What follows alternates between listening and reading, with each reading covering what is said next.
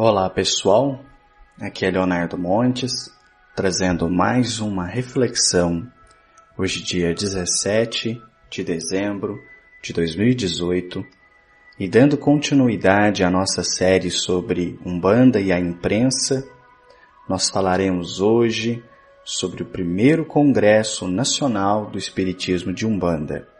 Se você quiser ouvir outras reflexões, acesse youtube.com/Voz Espiritualista. Muito bem, a reportagem que eu trouxe hoje é do jornal O Imparcial e foi publicada no dia 19 de outubro de 1941 e tem a seguinte chamada: Reunidos em Assembleia, Caboclos e Africanos. Eu preferiria falar na presença dos meus companheiros de comissão, Alfredo Rego, funcionário do Ministério da Educação e Saúde, e Diamantino Fernandes, seu colega de imprensa, chefe de publicidade do Jornal do Comércio, mas na ausência deles, e dada a urgência que me alega, estou à disposição. Depois de nos informar que mais de 30 centros e tendas espíritas de Umbanda estão inscritos como membros efetivos do Congresso, representando os seguidores da doutrina desta capital, do estado do Rio de Janeiro, de São Paulo, da Bahia, de Pernambuco, etc., e que são inúmeros também as inscrições individuais, positivou o Dr. Jaime Madruga. O Congresso proposto e organizado com as melhores índices de sucesso pela Federação Espírita de Umbanda, tem vários objetivos imediatos, todos eles igualmente importantes. Preliminarmente, desejamos anular as prevenções que as pessoas pouco informadas a respeito da lei de Umbanda ainda nutrem sobre a inteligência e o grau de cultura de seus afiliados.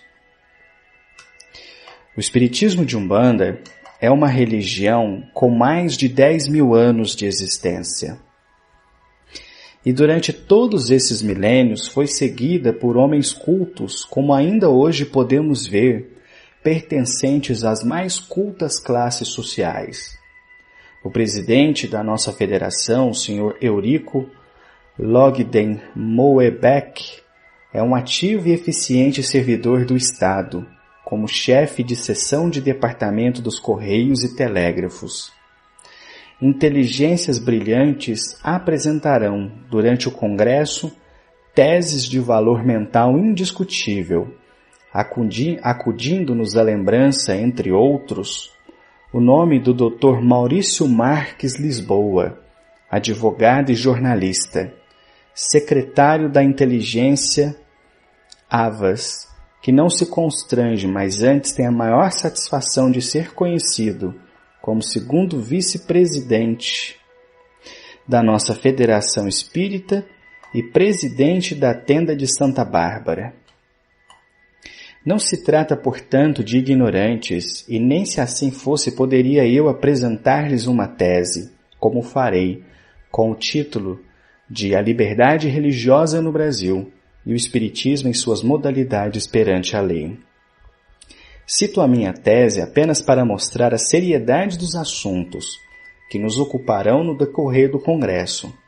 Os outros versarão pontos de história, filosofia, etc., porventura mais profundos do que esse com que ocuparei a atenção dos congressistas.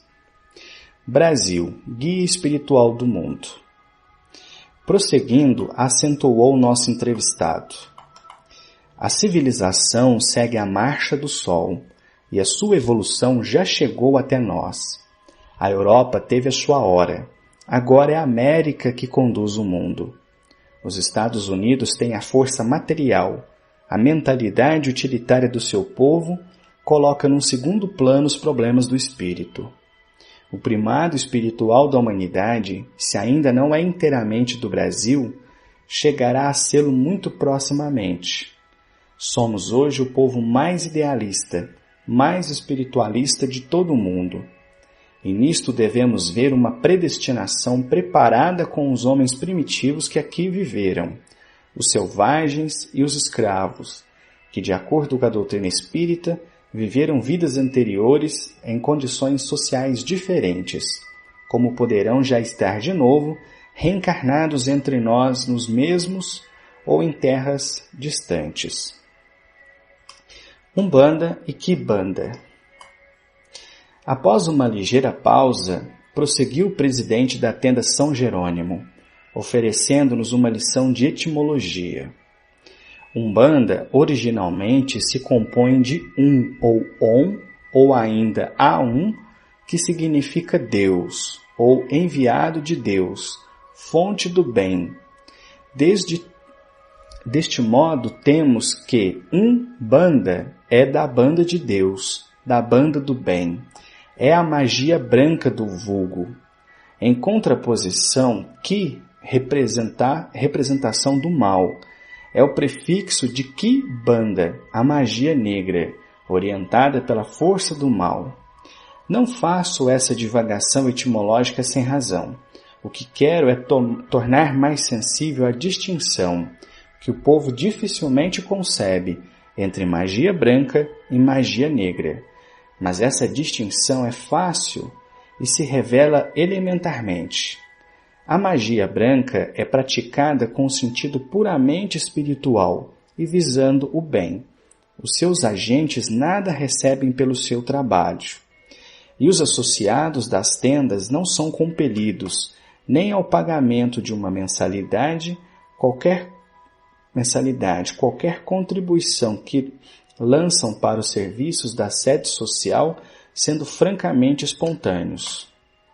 Ao contrário, os que praticam a magia negra exigem paga imediata e no seu materialismo não trepidam em provocar qualquer malefício. Compreendendo esta clara diferença, é que o poder público tolera o espiritismo de Umbanda, a magia branca e reprime energicamente o baixo e perverso espiritismo de magia negra. Ainda há pouco, o major-chefe da polícia, contrariando a opinião de um comissionário de polícia que negara licença para o funcionamento de uma tenda de Umbanda no seu distrito, despachou favoravelmente a petição dos interessados, afirmando que a Constituição garante a liberdade de religião. Umbanda e outras religiões. Passou em seguida o Dr. Jaime Madruga a desenvolver um interessante ponto de história das religiões, dizendo: o espiritismo de Umbanda é uma doutrina e uma prática religiosa que remonta às mais antigas e límpidas fontes da formação espiritual da humanidade. Nela se inspiram todas as outras religiões que lhes são posteriores. Os mais antigos povos praticaram a magia branca, com o mesmo virtuoso espírito religioso com que hoje ainda o fazemos. Os egípcios, os abissínios, os gregos e os romanos. Daí a nossa tolerância em face de todas as religiões. Dentro das tendas de Umbanda é vedado qualquer discussão nesse sentido, porque com todos temos as mais evidentes afinidades. Não pretendemos com isso dizer que nos arrogamos uma primazia que estaria em desacordo com a própria humildade e pequenez de conhecimento que possuímos. Respeitamos a orientação kardecista do chamado Espiritismo. Deixa eu subir a página.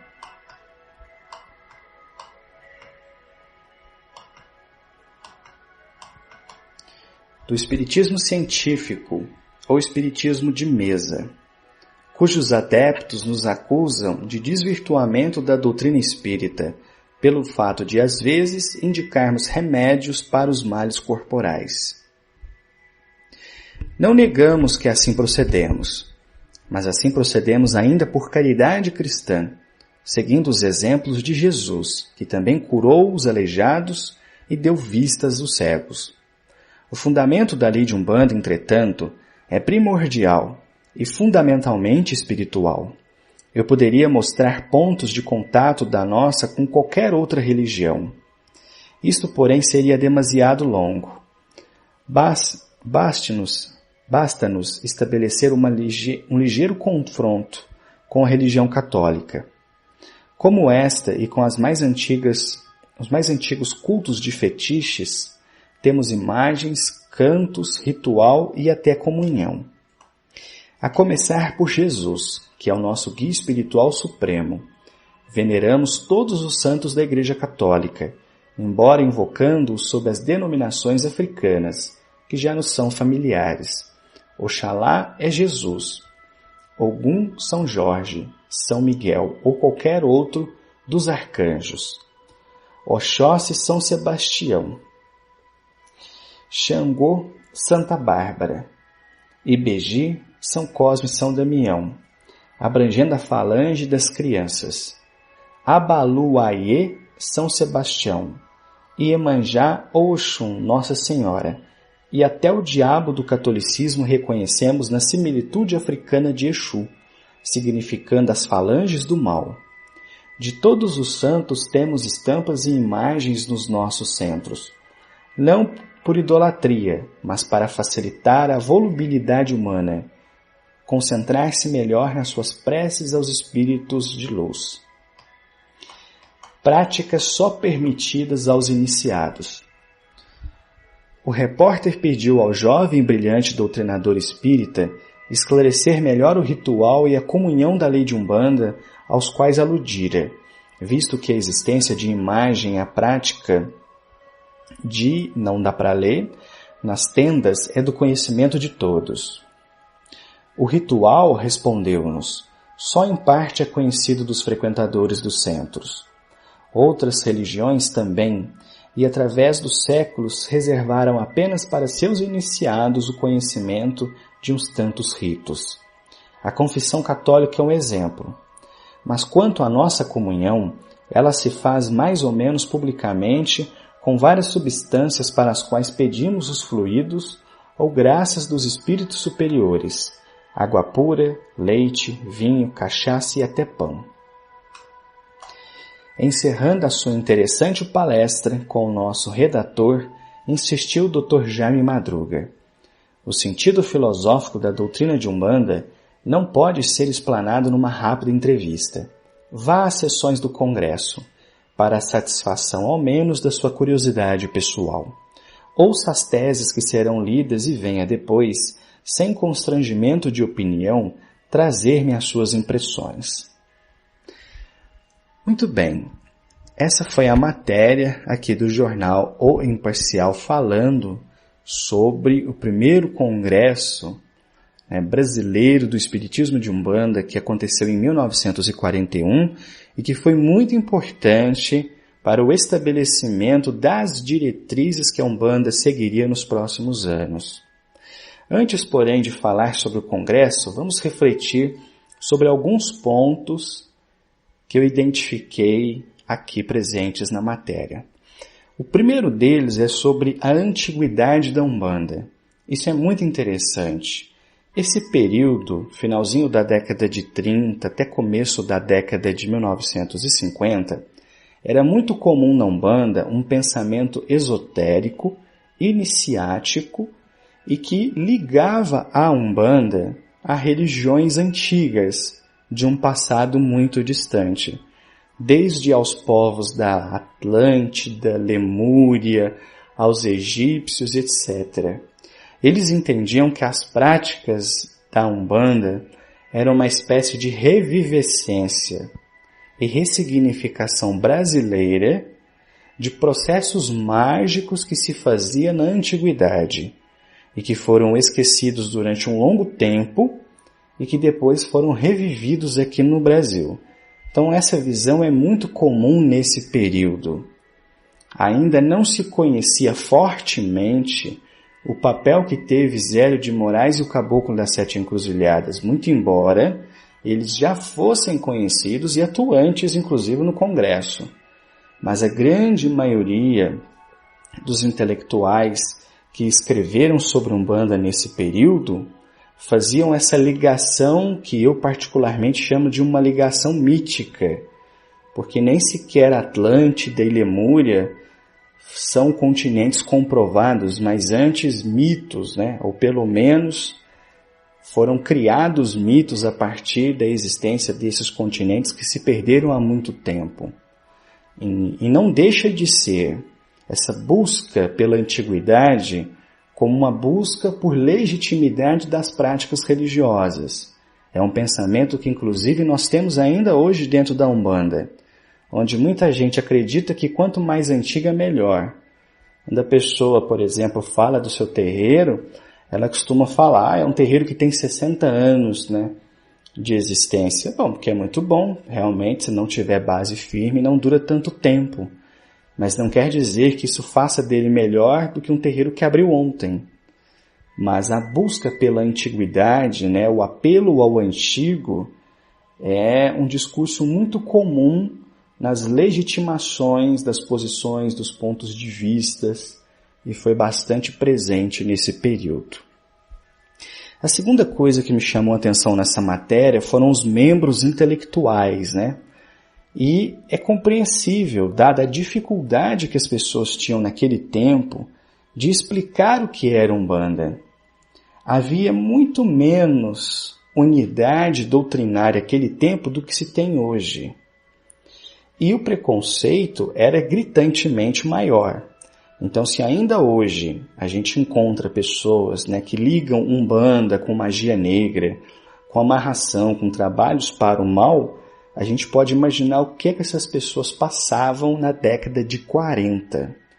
Então, era uma outra época onde havia uma resistência enorme e grande parte das religiões tinham como argumento contra a Umbanda dizer que era uma religião de pobre, uma religião de pessoas incultas, uma religião de pessoas ignorantes. Então, quando aqui, né, o Dr. Jaime Madruga cita algumas pessoas, né, e seus ramos profissionais, é justamente para mostrar aos leitores que havia pessoas dentro da Umbanda que eram extremamente cultas, influentes e importantes, inclusive na vida pública do país, e que, portanto, não poderiam ser pessoas ignorantes, como, principalmente por influência da Igreja Católica, se queria fazer crer. Então, me chama muita atenção, né, essa postura de defesa ao citar ali pessoas importantes e influentes, né?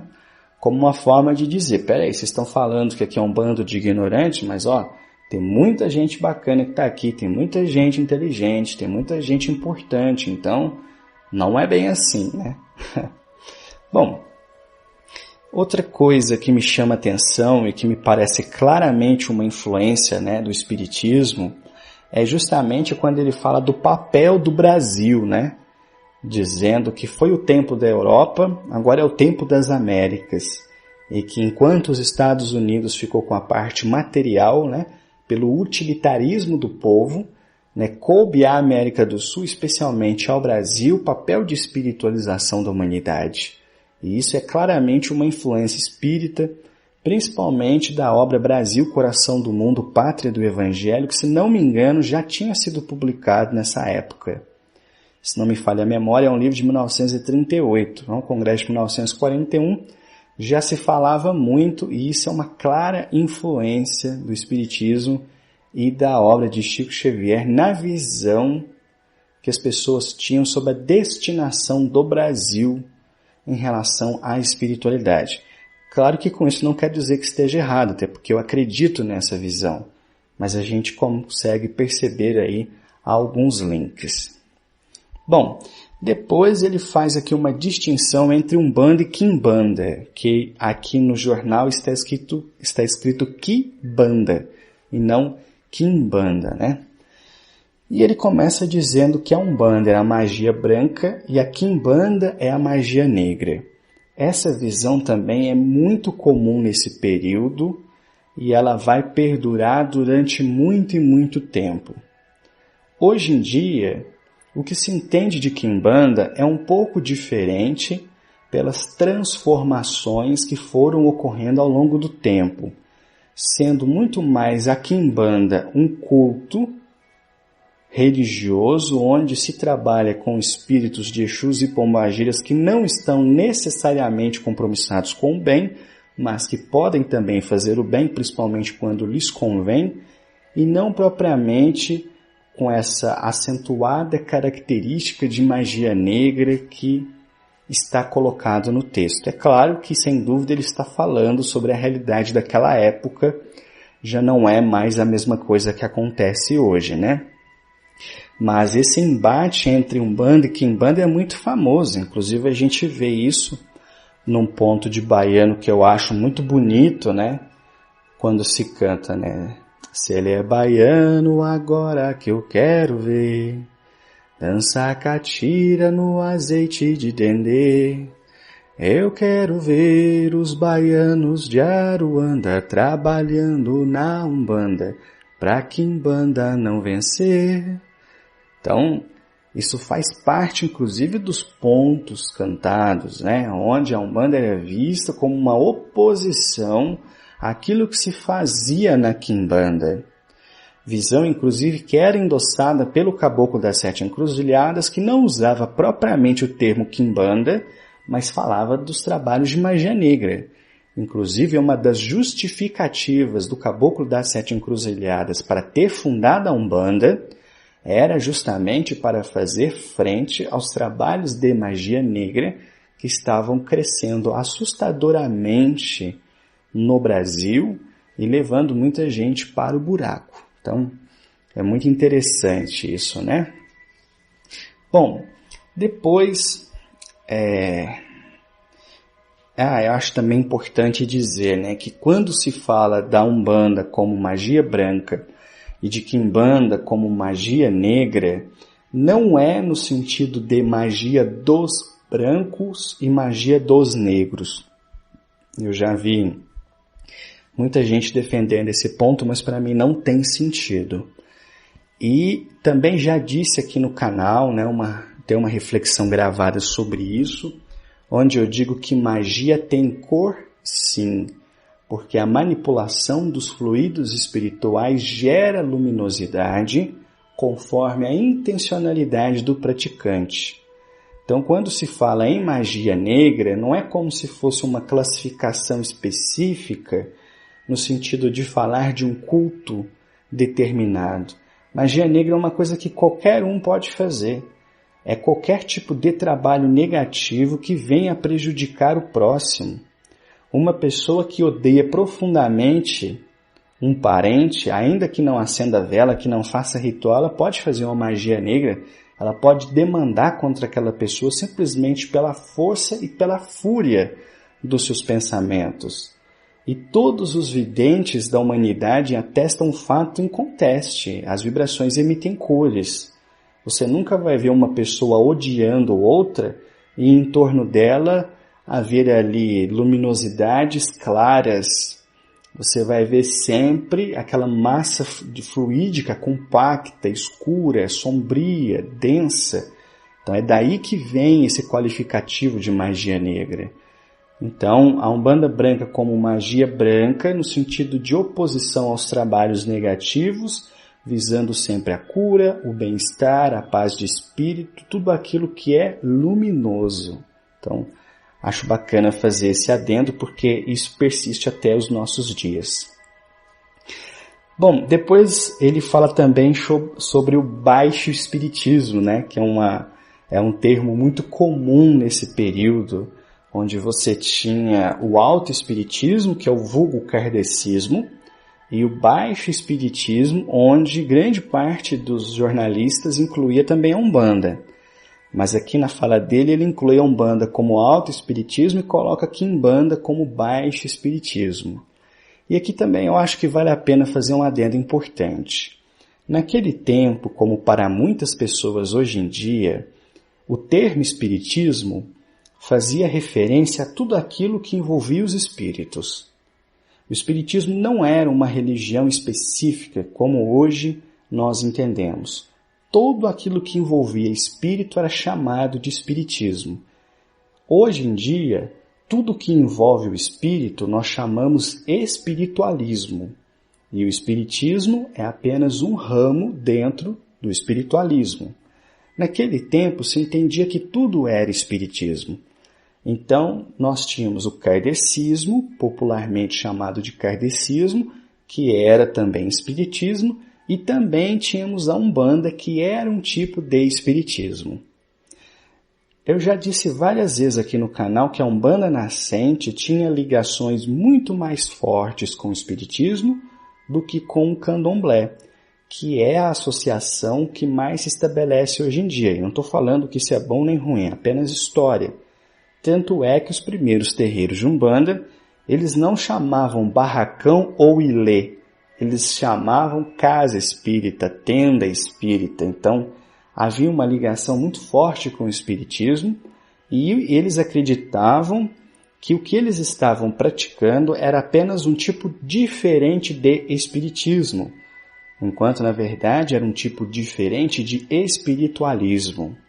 Então se dizia que você trabalha no kardecismo ou na mesa branca ou no espiritismo de mesa.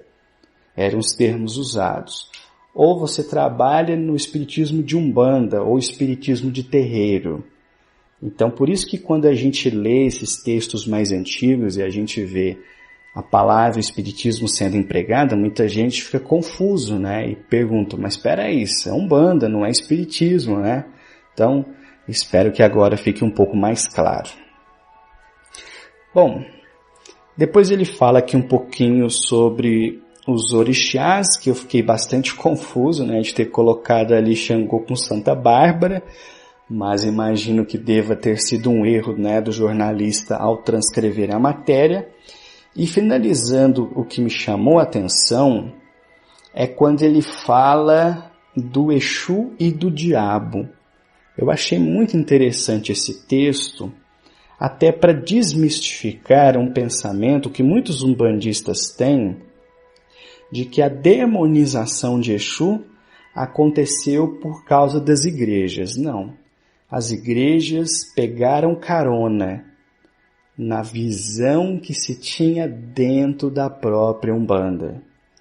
Quando os Exus e Pombagiras começaram a se manifestar nos terreiros de Umbanda, eles vieram principalmente por influência de médiuns que atuavam nas macumbas e que gradativamente aderiram à Umbanda.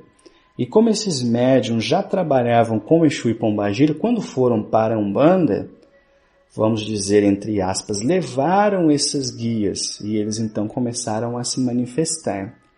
Mas, para a grande maioria dos dirigentes da época, acostumados apenas com trabalhos envolvendo caboclos e pretos velhos, e trabalhos que tinham uma similaridade muito grande com as sessões públicas no Espiritismo, a manifestação de um Exu ou de uma Pombagira era uma coisa, algo gritante. Então muitos terreiros não aceitaram isso. Houve uma oposição muito forte e a associação de Exu com o diabo, apesar de historicamente começar com os portugueses lá na África, no sentido de Exu entidade, se deu dentro da própria Umbanda. E essa visão persiste ainda hoje. Eu já contei para vocês aqui em uma reflexão que em 2012, quando a minha esposa foi num terreiro de Umbanda para conhecer, um terreiro de Umbanda que havia perto da casa dela, dentro desse terreiro ela ouviu que Exu era a entidade traiçoeira, que Exu era inimigo, que tinha que tomar muito cuidado. Então ela nem sabia o que era Exu, mas já saiu de lá com isso na cabeça. Então muito desse pensamento que dominava esse período ainda produz eco hoje em dia com a resistência de muitas pessoas em relação aos Exus, classificando-os aí de formas demoníacas ou de uma forma bem estranha. Por outro lado, essa mesma opinião acabou gerando uma outra visão, que para mim é um outro extremo, onde Exu é visto como um santo, como um espírito de luz. E eu aprendi com as entidades que não é nenhuma coisa nem outra, né? Exu é um espírito em evolução. Ele não é mau, mas também não é bom. ele está a caminho da bondade, ele ainda está em processo evolutivo. Mas isso fica para uma outra ocasião. Bom, espero que vocês tenham gostado. O áudio ficou bastante extenso, mas porque é um fato importante. Antes de encerrar, é preciso dizer que as diretrizes que foram defendidas nesse congresso terminaram por nortear o trabalho na Umbanda nas próximas décadas, e isso obviamente foi influenciando os terreiros e os terreiros novos que iam surgindo. Então foi um congresso muito importante para esboçar pelo menos uma linha geral de conduta e de ponto de vista dos terreiros de Umbanda sobre a sua própria prática. Eu vou parando por aqui. Se você quiser ouvir outras reflexões, youtube.com/Voz Espiritualista. Um abraço a todos.